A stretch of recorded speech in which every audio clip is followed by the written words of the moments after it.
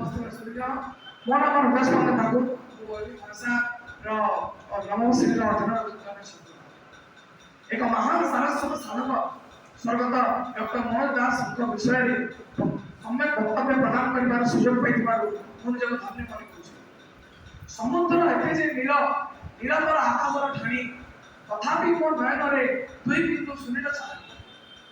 ସମୁଦ୍ର ନିର୍ଘୋଷେ ପୁଣି ହିମାଚଳରେ ବାୟୁର ହିଲ୍ଲୋରେ କେତେ ଯେ ସ୍ଫୁରିତ ଭାଷା ଅବିରତ ଅୟୁତ କଲ୍ଲୋରେ ଅନିମେଷ ଅବଲୋକେ ଆଦିଗନ୍ତ ଆଶ୍ଚର୍ଯ୍ୟ ଲୋକେ বিলীন রূপে চিহ্নে অবশেষে তোমারি ফলকে অবশেষে তোমারি ফলকে চেতনার চৈতালি বিশ্ব সাহিত্যের অনন্য ও অনুপম সারস্বত সাধক উজ্জ্বলতম নক্ষত্র অধ্যাত্ম সাধক এবং অভিমানস চেতনার ঊর্ধ্বতম অন্বেষণ অধিকারী ডক্টর মনোজ দাস পরিচয় মহাসাগর পরি দিগন্ত বিস্তারী এবং অপরিসীম অটে।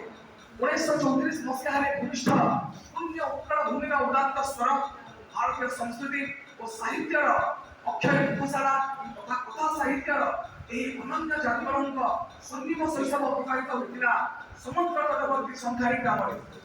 ଏହି ଅଲୌକିକ ପ୍ରତିଭାର ଏହି ଅନନ୍ୟ କଳାକାର ବିଲୀନ ମଧ୍ୟ ହୋଇଥିଲେ 27 ଏପ୍ରିଲ 2021ରେ ସେହି ମହୋଦଧି ନିରସ୍ତ ପାଣ୍ଡିଚେରୀରେ। ଏପରି ସମୁଦ୍ର ତାଙ୍କୁ ପ୍ରଦାନ କରିଥିଲା ଗଭୀର ଆତ୍ମବିଶ୍ଳେଷଣ, ଆକାଶ ତାଙ୍କୁ ଦେଇଥିଲା ବ୍ୟାପ୍ତି ଓ ପ୍ରଶାନ୍ତି। ତାଙ୍କ ଲେଖନୀ ମୂଳରେ ଫୁଟି ଉଠୁଥିବା ପ୍ରତ୍ୟେକଟି ଶବ୍ଦ ମୃନ୍ମୟ ମୂର୍ତ୍ତି ପରି ପାଠକର ମାନସ ପଟକରେ ଅନନ୍ୟ କାଳ ପର୍ଯ୍ୟନ୍ତ ସ୍ମରଣ ହୋଇ ରହିଯାଏ। ମନୋଜ ଦାସ ଥିଲେ ବିଶ୍ୱ ସାହିତ୍ୟର ବାତାୟନ। ଚିତ୍ରଗଳ୍ପ, ଭାବଗଳ୍ପ ଓ ଶବ୍ଦଗଳ୍ପର ଉପଯୁକ୍ତ ସମନ୍ୱୟ ଘଟିଥିଲା ତାଙ୍କ ଦ୍ୱାରା ସୃଷ୍ଟ ଅନବଦ୍ୟ କୃତିମାନଙ୍କରେ। ଭାରତୀୟ ଦର୍ଶନ ଶାସ୍ତ୍ର ବିଶେଷ ରୂପେ ଶ୍ରୀ ଅରବିନ୍ଦଙ୍କ ଆଧ୍ୟାତ୍ମିକ ତତ୍ତ୍ୱର ଏକ ପ୍ରବଳ ଭାଷ୍ୟକାର ମନୋଜ ଦାସଙ୍କ ଲେଖନୀ ସ୍ପର୍ଶରେ ଛଳବଦ୍ଧ ଚେତନା ପ୍ରାପ୍ତି ଲାଭ କରିପାରିଛି।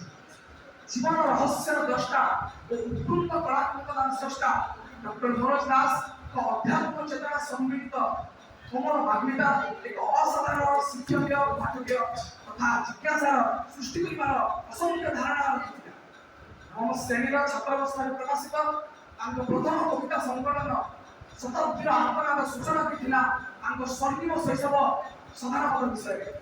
ପ୍ରାଚୀନ ପ୍ରଥମ ପରମ୍ପରାର ଏକ ନବୀନତମ ଉତ୍ପାତା ତଥା ଅପ୍ରତିଦ୍ୱନ୍ଦୀ କଥାକାର ମନୋଜ ଦାସଙ୍କ ପ୍ରତ୍ୟେକଟି କୃତି ଅନନ୍ୟ ବିରଳ। ସରଳ ଶିଶୁମାନସ ଠାରୁ ପରିପକ୍ୱ ପ୍ରୌଢ଼ ପାଠକ ପର୍ଯ୍ୟନ୍ତ ବିସ୍ତୃତ ତାଙ୍କ ବିମୁକ୍ତ ଶ୍ରୋତାବର୍ଗ ତାଙ୍କ ପ୍ରତ୍ୟେକ ସାହିତ୍ୟ କୃତି ପାଇଁ ଅଭିକ୍ଷମ ହୋଇଥିଲେ।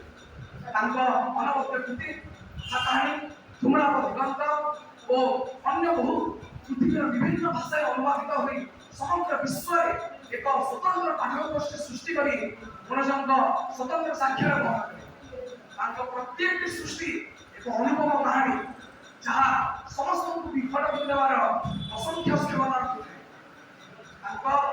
ତାଙ୍କ ଲେଖନୀ ମୂଳରେ ମୋର ମାନବ ନୁହେଁ, ମୋର ପଶୁପକ୍ଷୀ, ବୃକ୍ଷଲତା ଓ ପର୍ବତରାଜୀଙ୍କ ଏକ ଜୀବନ୍ତ ଚରିତ୍ର ରୂପେ ପରିପ୍ରକାଶ ଭାବେ ମାନବ ଉପତ୍ୟକାର କାହାଣୀ ମାଧ୍ୟମରେ।